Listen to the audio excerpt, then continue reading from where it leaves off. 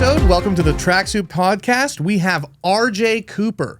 He's an editor and director and also one of my closest collaborators. He has edited most of my movies that I have directed in the past, I don't know what, several years at this point. RJ edited Fortress, Darkness of Man, Boris is Dead, The Workout, Survive the Game, and I have proof by the time you see this. RJ, awesome. Welcome to the podcast. Thank you for having me, guys. Yeah, it's weird being on this side of the camera. I'm used to being in a dark room, staring at nobody. Not so dark, you know. Not so. I've been to where you edit. It's pretty nice. We hang out there. I get to pet the cat Maui. You know, it's.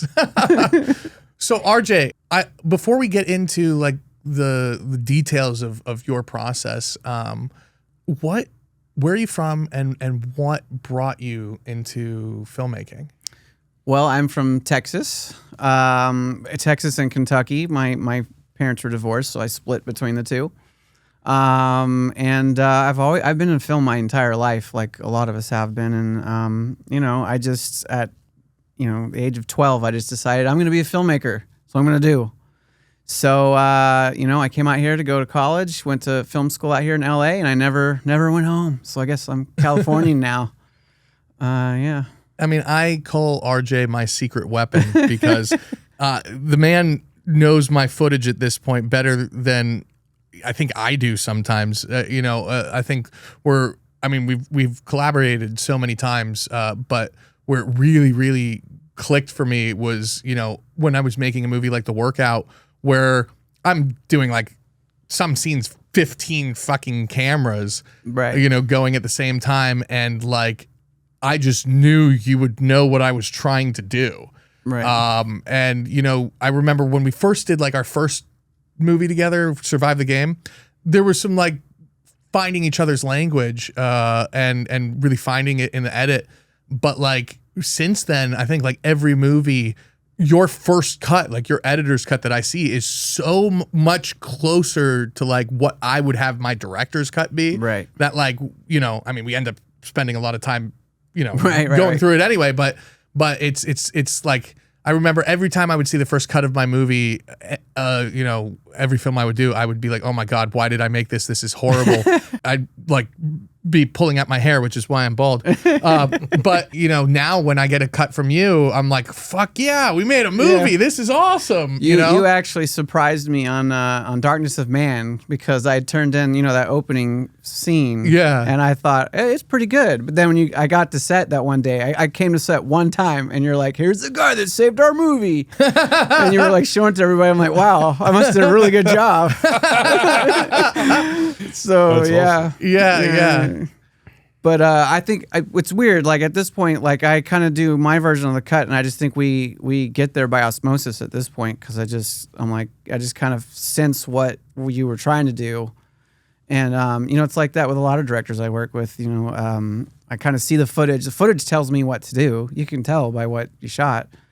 Yeah, but to dig through my footage, like I'll on the roll grab an insert, to look for certain things and sure. The tricks of fight scenes, that how I like them, and also like how performances. Sometimes I like to play with people's speed. Yeah. I mean, there's certain tricks that we've developed together that I think. We came up with a really weird trick where we blent frames together that one time. Was that for Darkness? It was for The Workout. It was for The Workout. Yeah, and it really like kind of enhanced like a hit. It was. We had some frames that were not sitting right together, and then James was like, "Why don't you blend it in there a little bit?" So anyways. When you were talking about going to set, do you go to set a lot for these movies? That was the one time I went to set. I haven't really been that many times. Well, usually I'm shooting out of the state or out of the country, so it's hard for him to do that.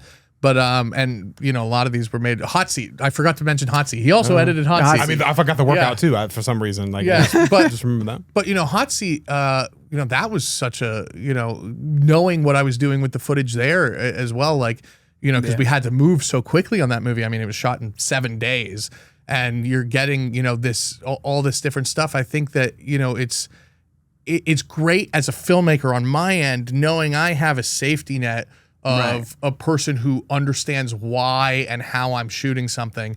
And when I say my like closest collaborator too, like me and you are sometimes going toe to toe with the studio or the producers to preserve the heart of the film and the story together. Like you get as invested, if not more invested than I do at certain points. Because by the time you're there, I'm starting to be tired and you're like, nah, dude, we got this. Yeah. I mean, it's our job to take the story apart and understand what it is that we're doing and why we're doing it. And, you're the two of us are oftentimes the only people fighting for that, at that point, because we've been with it for so long.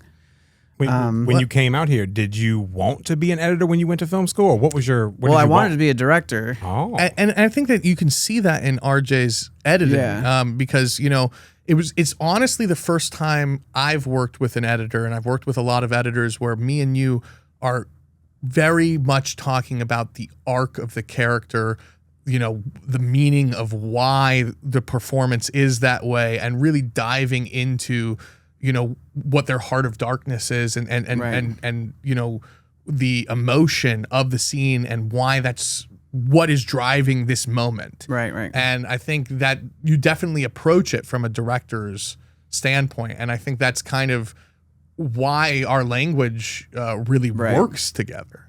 I like to work from the outside. And so when I first read the script, I kind of get a sense of like, well, what is it that we're trying to say with this piece? Because to me, that's starts my process. That's the most important thing about what we're trying to do. And then from there, we jump kind of further into our characters and try to figure out what it is that these characters want and what are they trying to say. Yeah, you did that on Boris. You called me and you were like, walk me before I even started filming. He was like, I've read this. Walk me through what we're doing here. That's wild. Before I even started shooting. So I started walking him through the shot list and that's, and I think you even suggested a couple shots like, oh, grab this and this. I mean, and we added that to the thing. So you had hired RJ on Boris is Dead before you had started filming. I told him I wasn't doing it if he wasn't doing it. Yeah. I said RJ has to do it. That makes sense. So that's awesome. So like you were just like pick up these shots of things. Yeah. That's amazing. Yeah. That's super fucking cool. We had shots. All right. You may have mentioned before, there were shots he didn't even know he had. Yeah. Because he had so many cameras rolling at once. There were cell phones. There were on the workout. Yeah. Never mind. That was workout. Well, but we can pivot to that too. Yeah.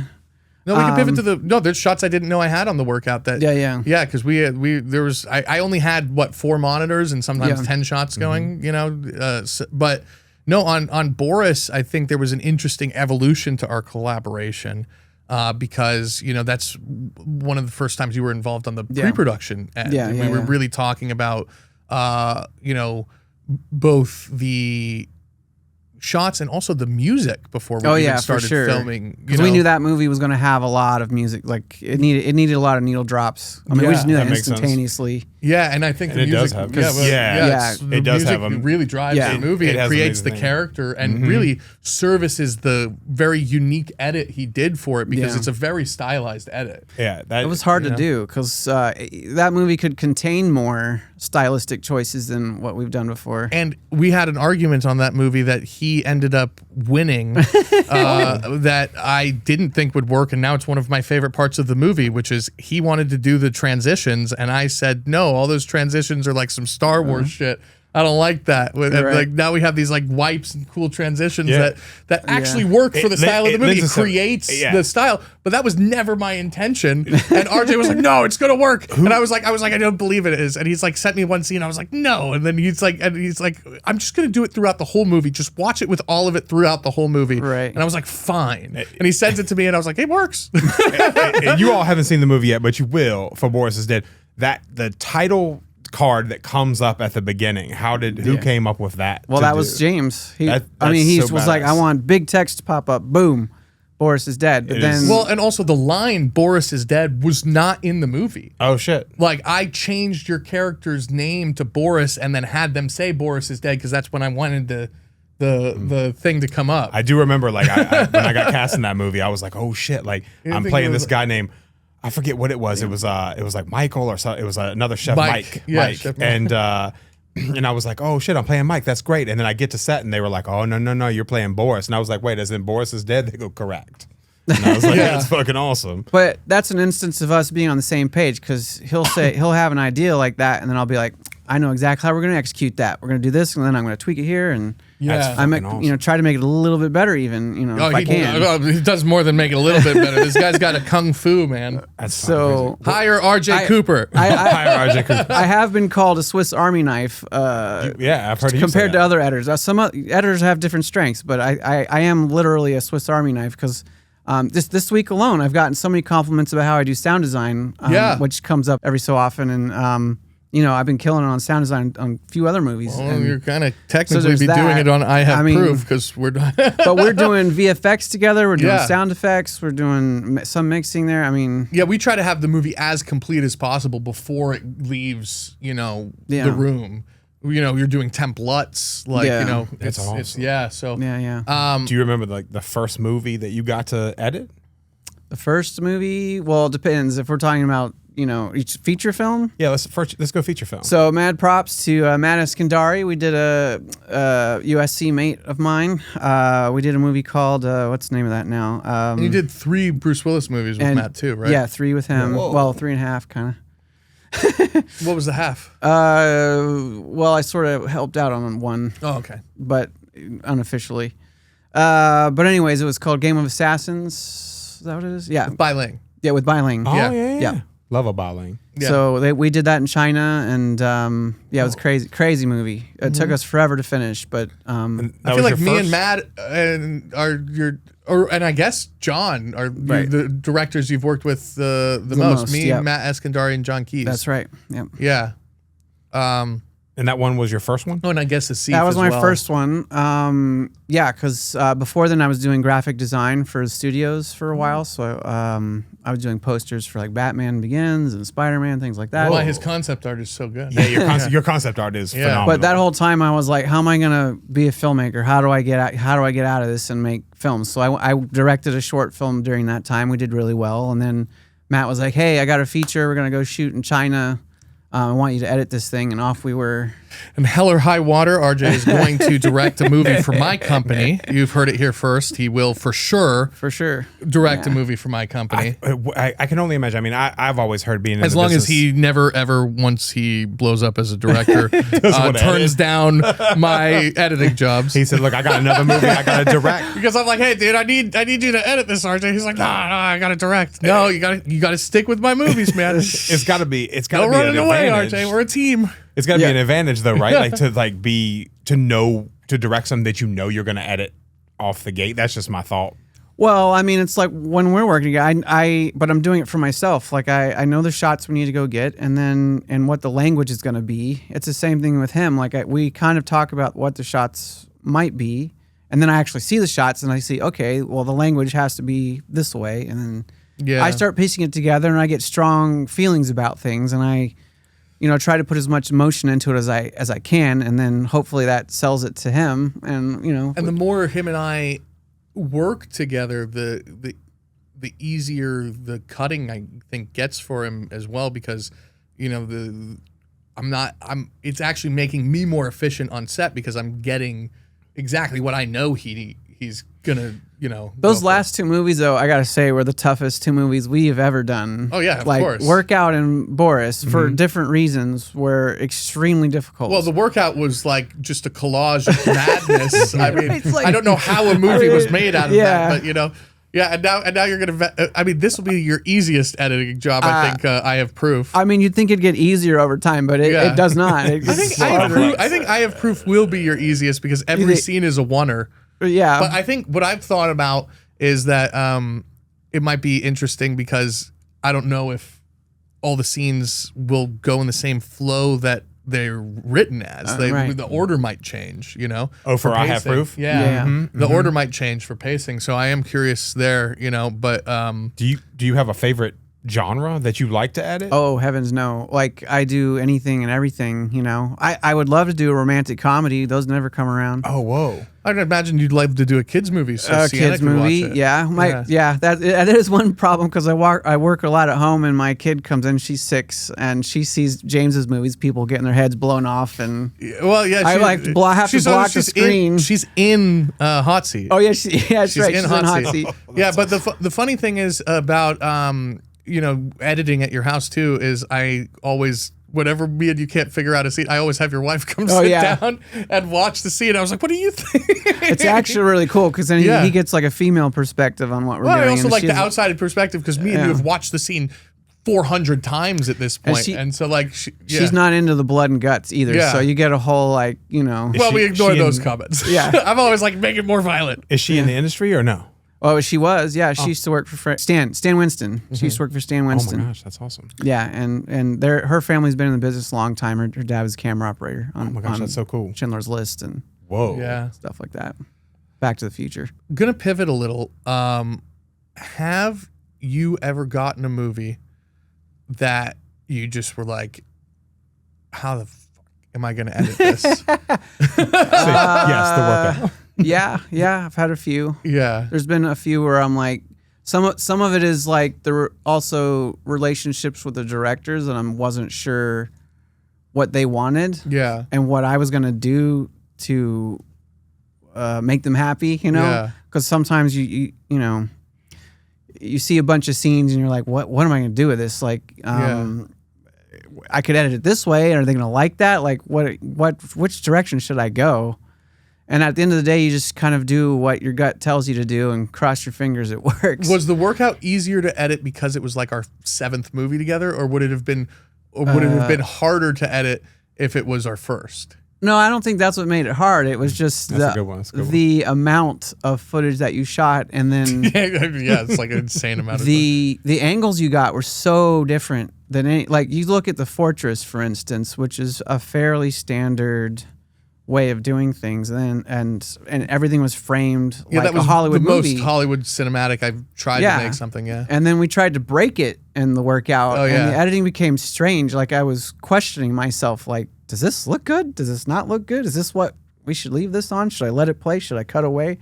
Like, does it feel natural to cut away? Would I cut to a close up here? I don't know. Like, You had to fight your instincts a lot Yeah. too, because we were trying to make something that didn't feel so but movie-like, right? in an odd way, that made it more cinematic because the angles were wider than we would have done. And I think from now on, both of us are like, yeah, take a step back. That's like, what we're- informed on Boris is Dead. We've been shooting everything so much. We've shot Yeah. everything way wider, and it was because of Yeah. the workout. As weird as it, we shot everything so much wider. Anything we did was wider than Right. normal because of the workout. That's really And- interesting. Watching that movie, I now see that. Where I'm Yeah. like, oh, Yeah. there's a lot of scenes where you can see a lot of shit in Yeah. those Yeah. scenes. And I really love this idea that James came up with, which was, or when he talks about making that movie, which is let's pick an angle that we wouldn't shoot in, like break it, let's do it completely wrong. And when you do that, it breaks you free of how you would always do things, and things come out different and interesting. And you really did a good job on that one. It's really interesting how that came out. I don't know any other editor who could have come up with a movie out of that. It looks good too. Yeah. I mean, even the HUD kind of things that come up, the yeah. template type. We- The little video game Yeah, levels. we- I It's knew awesome. I knew we had a movie though with that one because we were showing it to my wife again like we do, and Yeah. and looked over at her and there were like tears coming down her eyes, and she was leaning forward, and I was like, oh, She's we, in it. We did something special here. in it. How Yeah. long does it take to edit a feature film that's not, crazy? I mean, it depends. I mean, Is there an average for you that usually pans out it just depends. on the Yeah, director on what it and is. everything else? Anywhere from, if you're rushing me, 5 weeks to. If we're doing a DGA movie, they're allowed 10 weeks, 10 to 12, yeah. Yeah, so That's awesome. that's minimum. Have you ever made a movie where you knew from the beginning, from looking at the footage, it was not going to be good? Ooh, And did a rescue did that job. disparage Ooh. you while you were doing it, or did that invigorate you to save it? I don't know if I've been on one that was like that drastic. I may have had a few actually. Now that I think about it, there may have been a few I won't disclose, but but yeah, you can tell from my perspective. I can tell pretty quickly. Like I would say within the first 2 days, I can go, this is going to be pretty good. So even with Boris and the workout and Darkness of Man, I had that experience. I'm going, this is going to be great. Like. Darkness of Man, for instance, we were getting amazing stuff. Oh yeah, I mean coming in those the door. 3 movies are very stylized movies. You know what I sure. mean? Like and very 3 completely different. Right, It's right. like we did different genres for all 3. Right. Different filmmaking styles, different genres. Just so like it's I mean, I think for me as a director and for you as an editor, it's so different in many ways. I think out of all the ones that we've done together, the one I've panicked on the most was probably Hot Seat, because we were looking at that going like, what's he looking at? Like, because there were just blank screens. Yeah. Like, and then we had to do a whole because Kevin's at a table, the whole time. Whole few weeks of like planning out like, okay, he's clicking this and he's clicking that. Oh yeah, and we had to work through all that. And then I had to make all that stuff, and then they redid it, but. Yeah. But anyways, we had to go through all that, and then we had the line producer saying you can't use as many stock shots as you want. I was like, what? We need them all. Yeah. And then so we ended up getting them all, but we had to explain why we needed all this extra stuff. Because we had police helicopters and cars and stuff, and I wonder now though if we would just use AI to create our own stock shots for that and just probably I mean I think that movie now versus then would probably be bigger and You were number 2 on the cruise ship. My partner and I went on a cruise and we were laughing because like it pulls up all the crazy movies you can get on that cruise, and it was Alice in Wonderland with Johnny Depp and The Hot Seat. I was like, damn, look at Hot this. Seat continuously keeps charting at like number 1 in on Amazon Prime outside of the U.S. I personally am really proud of the scene at the very end on the rooftop. I am too. It's really good scene, and I hope people see it that way. I think Michael Welch is such a great actor. Obviously, Kevin Dillon's a great actor, and so is Mel Gibson. But like Michael just really fucking kills it there. Yeah. He's another one of those fantastic actors that I've cast so many times because I just know he's going to deliver. And it was kind of a long scene. I kept getting worried, like, is it too long? But then he would kill it so hard that you're just like, I'm still in this. Like, let it keep going. And I think we killed maybe a few lines, but most of it was there. I remember I stuck to my guns on that because of the short shoot. They were like, there's no way we can do a company move to be on top of the building. Yeah. And I was like, it's the climax of the movie. We're doing the top of the building or we're not having the climax of the movie. Absolutely. So I fought for it and we got it. Yeah. I mean, was that a crazy situation to film on top of that building? Oh, it was windy as hell. Oh, no. Yeah, it was windy as hell. It was, but it was worth it. And I did it like in Las Cruces, New Mexico, and we did it like right at sunset and stuff. It was like so perfect. All of it. It was awesome. And like Michael really crushed it. Had he not crushed it, because I think we only got like 2 takes. Oh yeah, it was a long monologue. Yeah, it was like a 5-minute monologue. I think we only had 2 takes, and if he didn't crush it, like we would have been screwed. For sure. Oh, and so really shout out to him. I mean, I think that's such good acting. One thing I was gonna bring up, I was just pivoting. Did you say you grew up in Kentucky? Kentucky and Texas, yeah. My dad lived in Kentucky, so I went there in the summers and sometimes longer. I ended up going to college there for a year, the University of Kentucky. Go Wildcats! And then I transferred to USC, but I grew up in the Woodlands, Texas, near Houston. Oh, that's awesome! Super cool. In somebody who recognizes the director's footage and sees the director's footage more than probably anybody else, probably more than even the director does. Have you picked up from certain directors you've worked with, like myself, Matt, John, because you've done so many of them, like a signature thing that they do? That's good. That's a good question. I think each of you values different things. With you, I think you value the performance and the action kind of combined. So I think with you like seeing like the action, and you have this sort of sense of humor that you kind of like to inject in your stuff. Like there's this, I don't know how to describe it exactly. Would you call it dark sense of humor? I have a very dark, Oh, you really came out on Boris is Dead. Yeah, for sure. We really went all the way on that movie for once, but it's always kind of there. But I think, with Matt Iskandari, it's about relationships. Yeah, with Matt Iskandari, it's about relationships and how people relate to one another, and he wants to really see that kind of come out. With John, like I'm not sure.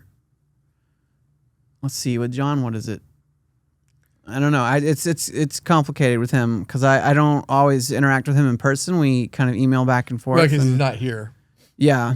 So with him, it's the same thing. I think it's about individuals fighting against impossible odds, and he often has female protagonists. So there's a lot of like kind of a female point of view to his films. So we kind of go into that a bit, and so yeah, it's a little something a little different from every director, but you kind of sense it from the material. It's not like I'm guessing too much. I mean, I'd say I get maybe 80% of it from the script and what the shots look like, because the shots, again, they tell you what the director's thinking. I see the shot, I see how many wide shots they got, if how many takes, even like if they got a bunch of wide shot takes, and I know that's important to the director. You kind of just tell,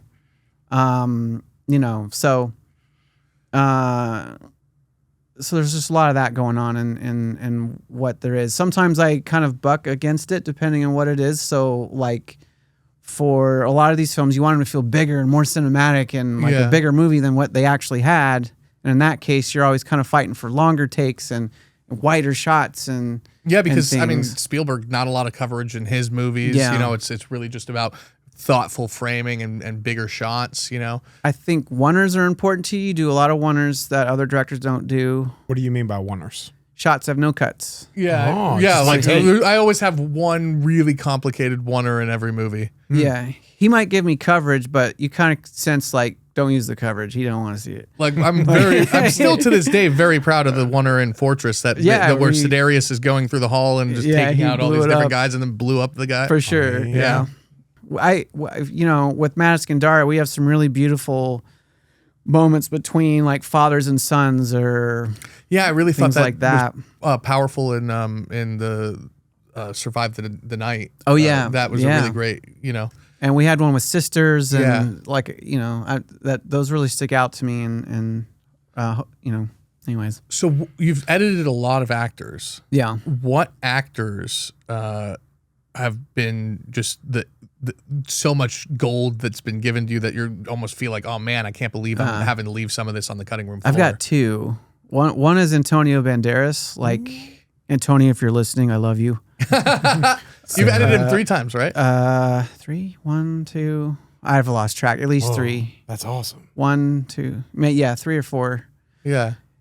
He's just amazing. He feels like a member of my family. Like he has no idea who I am. I sit in a dark room. I meet nobody.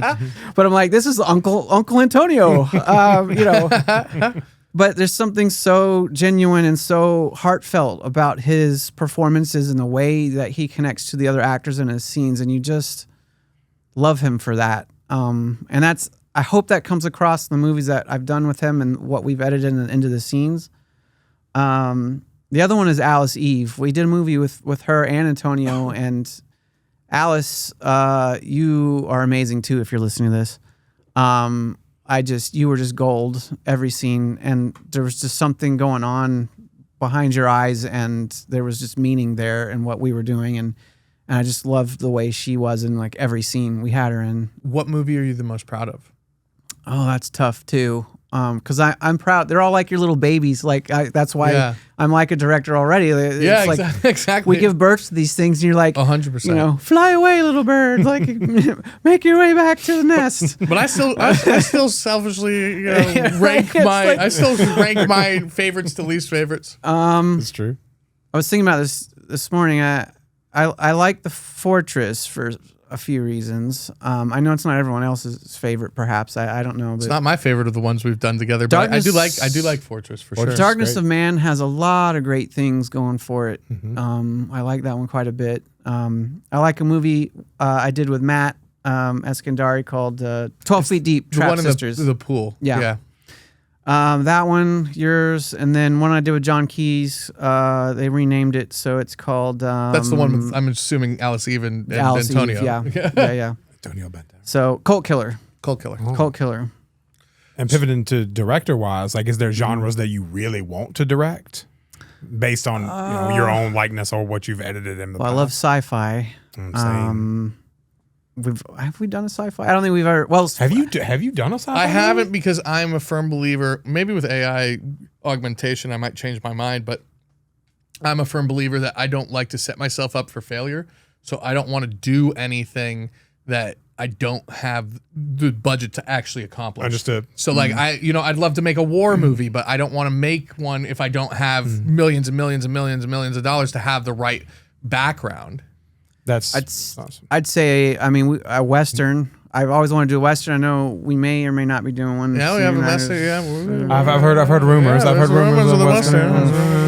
That's how I will ride a horse. I'm collecting sound effects for that right now, in preparation. That would be just amazing. In case. Sci-fi would be fucking amazing. You would be great at sci-fi too. Just in like, even if it's the kind of contained type sci-fi movie. I mean, I really love Denis Villeneuve and of course, yeah, well, because he makes very personal stories on a large scale. That's what I'm hoping to do, and hoping to do with you. You know, if we do something bigger, you know, I thought Blade Runner was genius. I think Dune's genius. We'll see how the third one comes out. I think it'll be good. Sicario. I mean, how many times has Sicario come up with Fantastic. Our producers on all these thrillers are like, make it like Sicario. But the funny thing is they make it like then you make it like Sicario, and they're like, well, I don't like this. Sicario. That's not Sicario. Yeah, they're like, have you watched Sicario? And how many trailers and temp music tracks have we heard that's always like, use the Sicario music? Yeah. So if I had $1 for every time I've heard that one. I mean, how often have you had to use this temp music? Interstellar. I mean, I love Hans Zimmer, but we've never been able to use it. Or anywhere. what about Dark Knight? I feel like we've used that. Oh yeah, we've quite used a Dark bit. Knight a few times. Yeah. Is that just to like hold the music, like just holding music until you? Yeah. I mean, how does that work when you have like that kind of awesome music and then you just have a composer try to kind of match that vibe? I feel like of directors, tricky. I've been the most intense about music. You have been. Yeah, right? Yeah. Because I know that I'm like, nope, not this one, not this. Like, I'm so intense about the music because I want it to be so close to what my vision is. And by the time I'm showing it to the producers so that they don't just shoot down the movie, like they know everything that it's going to be like when it's fully done. And I think RJ really understands that with me. Like, you know, it's like we really want it to be the closest it can be before they give notes so that they're not like looking at a half-baked thing and going, it's not working. I've like debated with myself, like, should I edit with music or take it out of there? But then for me personally, I'm so musically oriented. I play a lot of musical instruments. James might have noticed my guitars around the editing room. I've never gotten them out for you, but I have them play a little jig. But for me, the music is a way to set up tone. What I'm doing is crafting tone, and understanding the tone that these directors want, James wants. And music for me is a huge way of doing that, setting up pace and understanding what it is. And so for me, like, I like to drill down into music when I'm editing and try to figure out what the pace of this is going to be. And sometimes I feel like I'm playing a musical instrument, to be honest, like on the for sure, when I'm editing, because I'm clicking the keyboard and I'm like, there's a serious rhythm to it. Yeah. And sometimes I have to make up the rhythm, you realize, because actors aren't always the best at understanding what the rhythm of the scene actually should be. So it's like up to me. Because they're very much a lot of the time in their microcosm of their character versus like the whole story. And sometimes then you have actors that are in performances in a movie that feels like a different movie than the movie that is being made, and so as a director you have to kind of hone that in, and then the editor kind of helps with that as well. But we kind of do little tricks to like almost change performance in even for mine and Boris. Like, I was like, oh shit. James showed it to me a little bit earlier, and he was like, yo, this is what it looks like so far. And I was like, oh shit, that made me look really fucking good. From doing scene to scene to scene to scene inside of all of that, I was like, shit, that all pieced together made me look real fucking good. I gotta say, what's funny about you is like, you're in almost every movie we've done, and I hadn't met you for a long time. And I was like, who is this cat? And I thought you were a completely different character, like, because that just means you're a great actor. Because when I meet you in person, you are a completely different person. That's awesome. I never can tell the difference, so I appreciate that. Because you're in one movie you're a bartender, and you're all just like, what'll it be, and I thought you were a completely different person. And then another one, you're a doctor, you're super serious, and that was the hardest shit. RJ definitely fixates on certain roles too. I remember you really loved the performance of Randall in Darkness of Man, who played the guy at the gas station. Oh at yeah, the he's end. wonderful. You were like, that guy's great. He you really just was. called me randomly. Was like, that guy's great. Randall Bacon. Like, I just like, I'm putting him in my that next guy's movie. a natural, man. Yeah. Yeah, there's been a few of those. You've definitely like made me look good. I mean, same thing with the workout, Boris, like all of that. I was like, oh shit, because I was nervous. Were you in Survive the Game? I can't remember. No. I wish I was surviving the game, but my game did not survive. On that, my game did not survive. So, what movie inspired you to want to make movies? E.T. E.T. Yes, dude. Okay, I got E.T. tattooed on my leg right So for me, my mission after seeing that, like, I consider that like a symphony. That's why you fucking like Fortress the most, because it's very almost E.T. like Spielberg coded in what. Yeah, I just always thought, you know what, I want to make movies that make people cry. And so to me, like, I'm always bawling it during that movie. Especially the last 20 minutes of that movie is just genius, where they, E.T.'s not dead. They get in the car, the van, they're like in a car chase, they lift off, they fly across the sun, and then there's all the goodbye sequence, which just rips your guts out, and then he flies off, and then they leave a rainbow at the end, and just, holy cow, like, it's one thing after another. So... I've never met a person more ready to direct their first feature, by the way. I've never met somebody more ready. So, I mean, obviously, me and him have been working on putting together that feature. But, I think it's really exciting that, you are kind of moving towards that at the moment. And I'm a little nervous, guys. Just because it's been so long. Oh, I know he's nervous. He calls me all the time. Yeah. So he's probably sick of me complaining, or not complaining. Just like, what do I do? What do I do? No, never. Yeah, but I've been at this since I was 12 years old. Much like you. But I was in Texas, and Hollywood was a dream, million miles away. Agreed. I didn't know anyone wanted to make movies. Same. So I would just get my friends together. We'd go make stuff, Yeah, hell yeah. And in fact, funny story, on one of Matt's movies, Trapped Sisters, 12 Feet Deep, I was watching the movie, and I see the credits go up and down, and one of my buddies was the like grip or gaffer, I can't remember which, on that movie. Oh, wow. Back from Texas. And I'm like, you made it out here? Like, you were there the whole time. I was like on set. I never noticed he was there. So did you reach out? Yeah. So now, Dilip Isaac, if you're watching this, you're my bro forever. We used to go make movies together. He lived next door to me. I just thought he probably wouldn't have made it to LA, but sure enough, I think he lives in Pasadena. That's fucking awesome. So he's a grip or something, I think. Small world. Yeah. On that situation. Did you used to make things when you were a kid? I not only did I make things when I was a kid, but I would do them instead of like a book report. Like, I'd get a book report and I'd make a short film as my book report and turn that in, and they'd be like, no way. Or like my art project would be a short film. Like, I made tons of short films all the time, and my teachers just hated me for it. I used to do the same. My parents used to, before they divorced, I used to put up posters in their hallway of just like little cardboard pieces of paper, and they could choose what movie I was going to perform for them that night on things. So in science class, I was supposed to make a report on what would happen if like the moon disappeared or whatever. You know what I mean? And so they would they had all this like, the tides and all these different things like that, doing the research.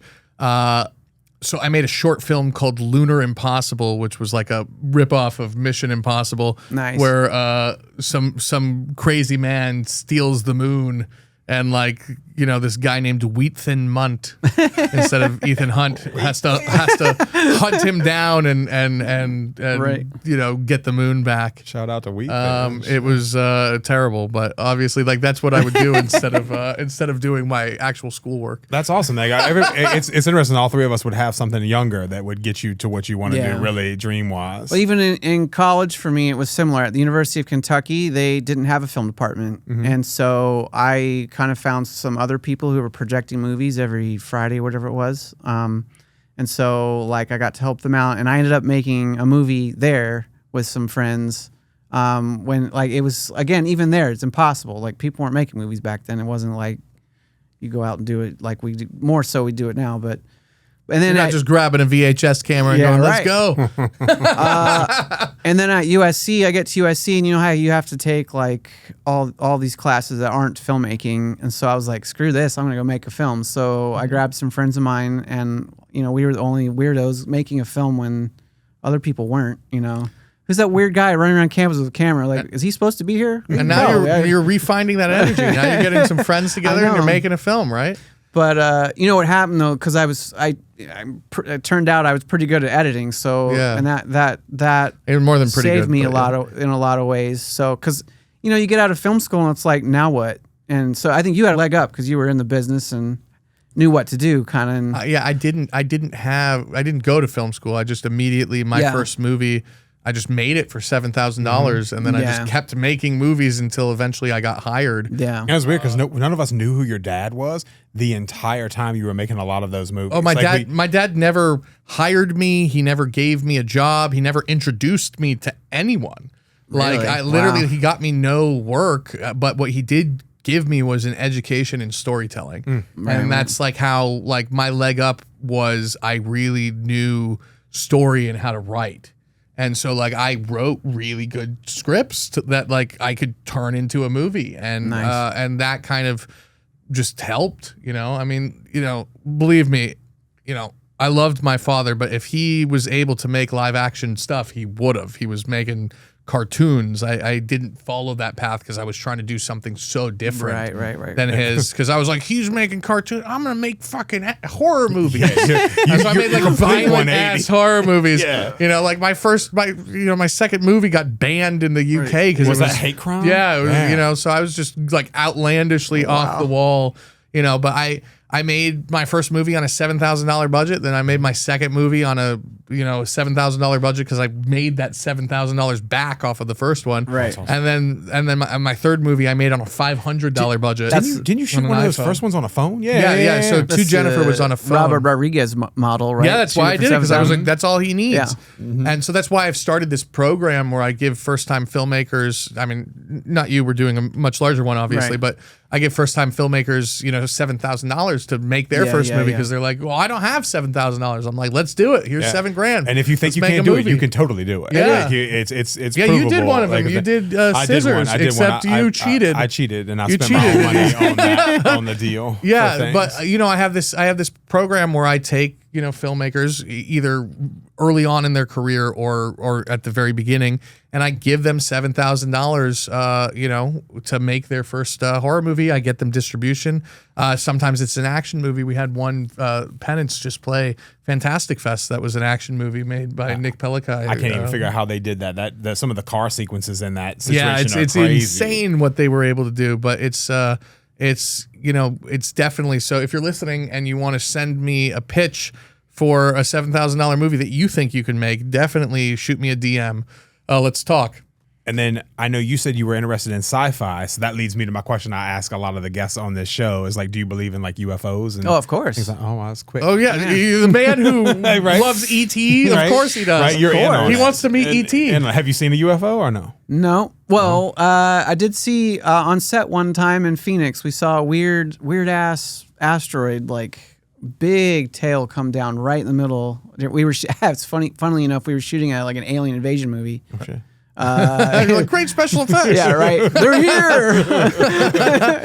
Making a cameo. Yeah, but no, I haven't seen anything in particular. I hear there's a lot going on out there by Catalina. Oh yeah.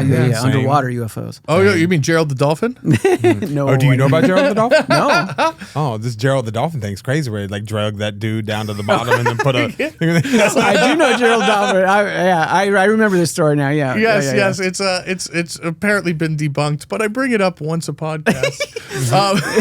And if he doesn't, we do it for him. Yeah. Aliens, do you believe that they're here? Like, do you believe, absolutely. You believe they're here on Earth currently? I believe I've met them before. Okay. I think they're walking among us. We just don't know. I do you think they know? Do they know that they're aliens? Yeah. Yeah, of course. I don't know. See, I was just wondering. Oh, you think they've lived here so long they have no idea? Or they just are like, I don't know, maybe they just haven't been programmed on that deal, so it's easy for them to fake it. I personally believe it's crazy to think that there wouldn't be intelligent life in the universe outside of our planet. Obviously, probably way more intelligent than us. Oh man, did you see that video where they the Pentagon released that deal where it's like the orb is like going, they hit that thing with a missile, that thing breaks apart, it fucking molds itself back together. Dude, that's some crazy shit. I just know when you see images from this last space mission of planet Earth from the moon, we look so alone in this precious little orb. It's just totally a mind-blowing thing to see. And if you're an astronaut and you're looking back and you're like, wow, we are like literally in a desert of nothingness, it would be an awful waste of space if there wasn't something anybody else out there. Yeah. Or that layered kind of what universe would be, situation. What would be the point of all that? Like, how did we even get here? It doesn't make any sense. I mean, I, as a filmmaker, I have said this before, but I selfishly want there to be aliens because I want to watch their movies. I'm hoping that they would have a society of like, 10,000 years of movies or something. And I'm like, I want to see their movies. What all do you guys have? Yeah, I want to see Global Tube, the movie. Blurp 1 and 2. Yeah. Oh, dude, Blurp 3, excellent, dude. Blurp 3 is going to be Steven there. Blurpson. Yeah. Steven Blurpson. Yeah, Steven Blurpson. Blurpy St. John. He got the Blurpy. The blurp. He got the Blurpy. Or would you rather a UFO landed right in the middle out here in the street and they're like, we must see Go Cargo. Where's James Cullen Bressack? He said, hot seat. I'd be like, get me off this planet. You're also now a part of the club officially today. Oh, cool. The podcast club? No, the Tesla club. You Tesla, got a Tesla. yes. Yeah. So what made you decide to go electric with the Tesla? A war going on, first of all. And I think things are going to get worse. A lot faster than anyways, things are gonna get worse, and I'd rather, it's weird when you get in a Tesla and you start driving around, you're like, this is the future, like here it is. We just talked about how I love sci-fi. Getting in that car is like jumping into a sci-fi movie.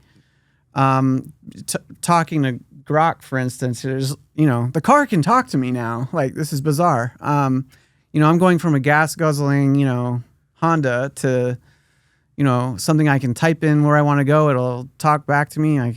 It'll let you know you got a charge on the way. Yeah. I mean, and have you used the full self-drive yet? Like, it's kind of crazy. Yeah, I mean, we've used it in the test drives. It's insane. Yeah. I mean, I've had my Tesla for a couple years now, and I hated driving until I had one.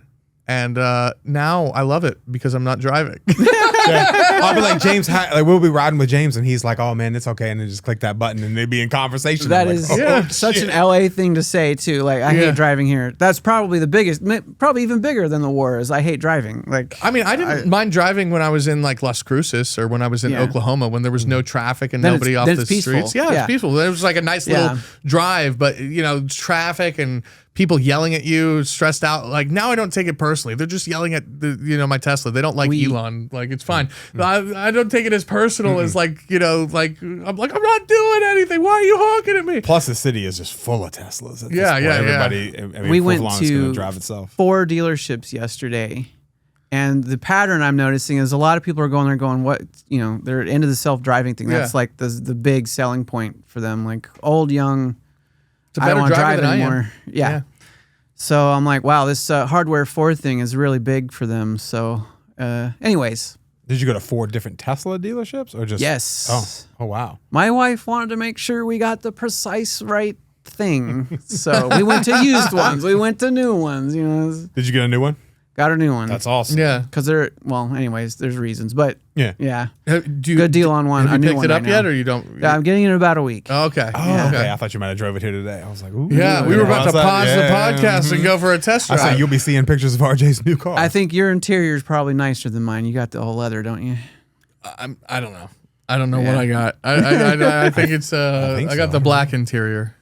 It is nice. My other director friend that I just worked for, Jeremy Weiss, he has basically the model I bought. So he kind of like, that was like kind of official. I drove in his car a few times. I'm like, oh, this is a nice spent car. like most of the editing time trying to convince you should get a Tesla. Yeah. Laura was like, yeah. But then we never did anything. Yeah. We should have done it then. But you called me all excited, like, I'm getting one. I'm like, yeah. Yeah. As of today, I believe we rode past the gas station this morning. It was $660. If I'm not mistaken. It's insane. Yeah, which is also funny because in the movie I Am Legend, like where it's the end of the world, the high gas prices were $5.30.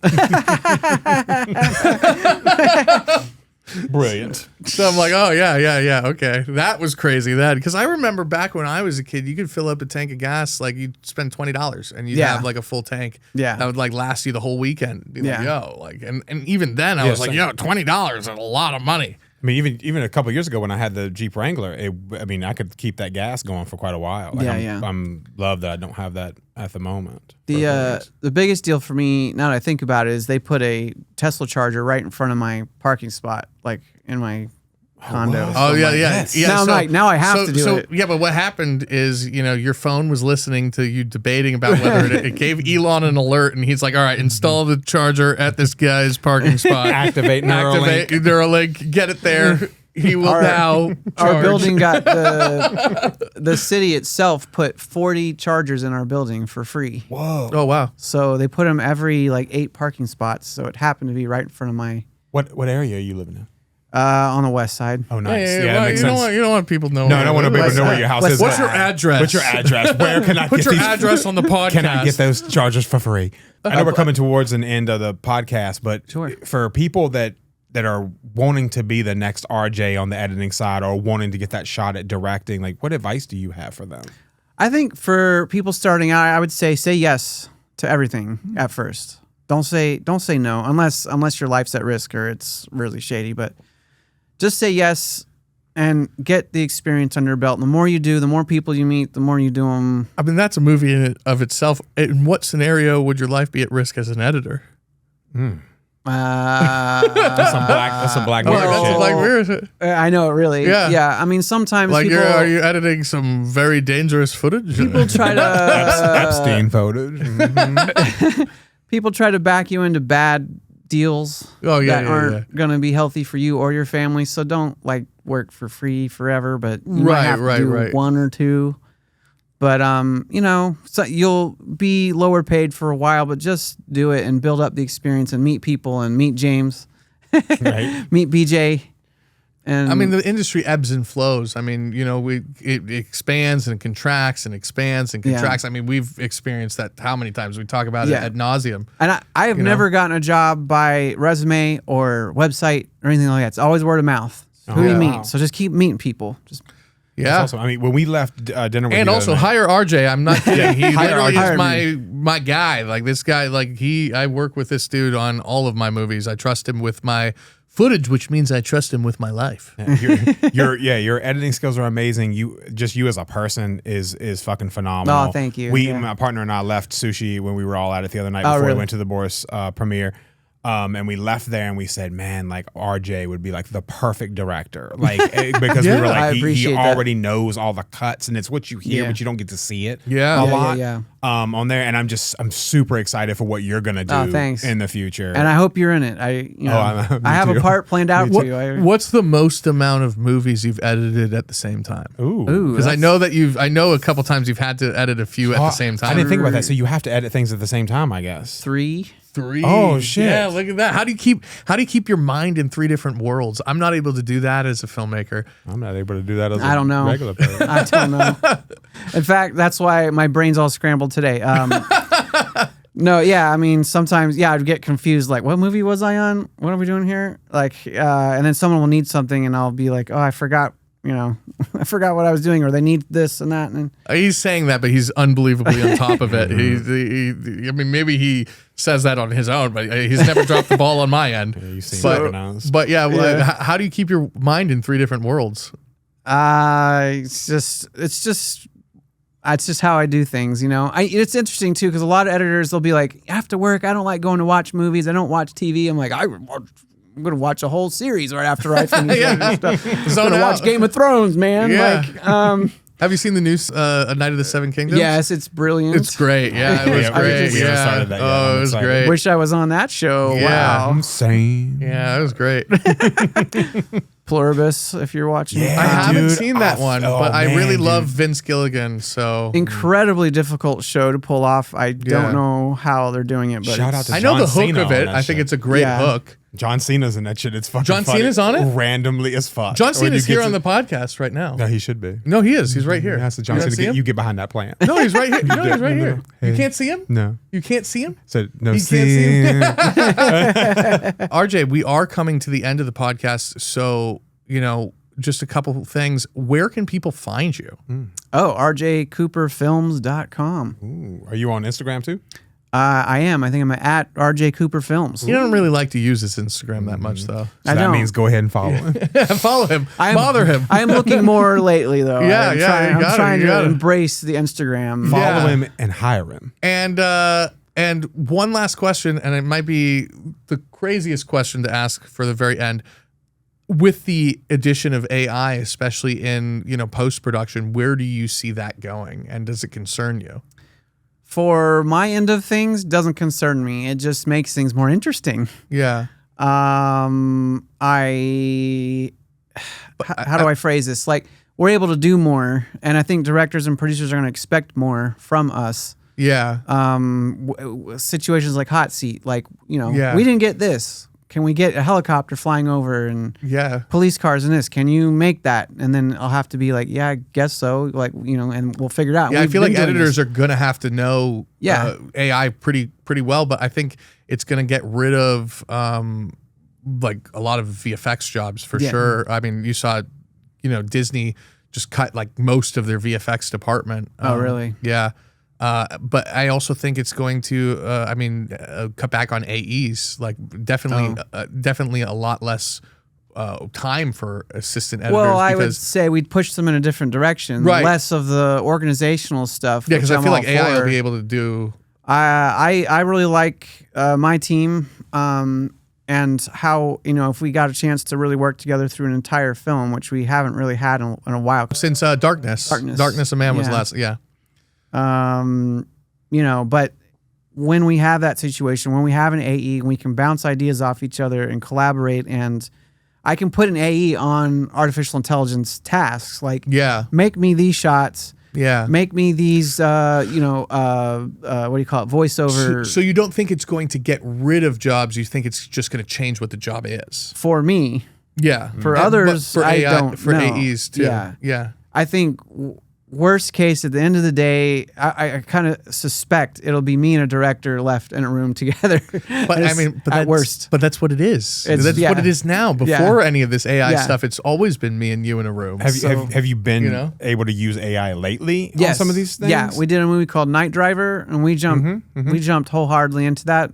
Jeremy Weiss and I really jumped in and tried to find solutions to problems we've always had, where we didn't have stock footage, we didn't have establishing shots. Like, these are shots that generated them. Yeah, these are shots that we never got or didn't have time to get, or whatever. Or a producer can say, I want a police car pulling up to this thing, and we can make that. And you feel like it fits within the edit that you already have.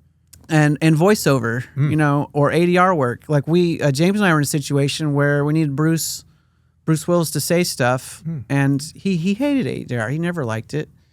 And now it would be awesome to be able to, you can input a voice into ElevenLabs, get the actor's permission, of course, and they're okay. And most actors don't enjoy doing ADR. It's really hard, and kind of, you're not in the performance. You're in a dark room like this, and it's. And weird. you felt like the quality has been great on this. Yeah, I mean, I need about 12 to 20 seconds of an actor's voice, and I can put in. Same thing with the imagery too, like the police car pulling up and things like that. You feel like that looks good too. That's awesome. Only problem with the footage as of right now, when we're recording this, is that the color space and the size of the videos aren't quite up to snuff for our feature films. Yeah. So it has to be kind of more in a limited use for the visuals at this point, like a stock shot would be.